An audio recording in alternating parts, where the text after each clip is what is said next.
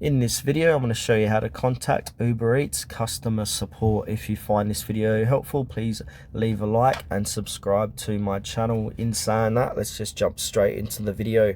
Alright, so we need to head on over to a website called pissconsumer.com. So open up a web browser and head on over to Piss Consumer. Now once we're on this site's great for finding phone numbers or emails of companies that don't like to list it easily on their websites. So from here, click on the search button. Now we need to type in Uber Eats. Once you've done that, and if you spell it correctly, here it is here, Uber Eats, with close to 54,000 reviews of the time of this recording. Now from here, you need to scroll down. You can see some stats about the company. You can check out the reviews here as well, and they've got Q&As and contacts. Click on contacts, click out of the ad.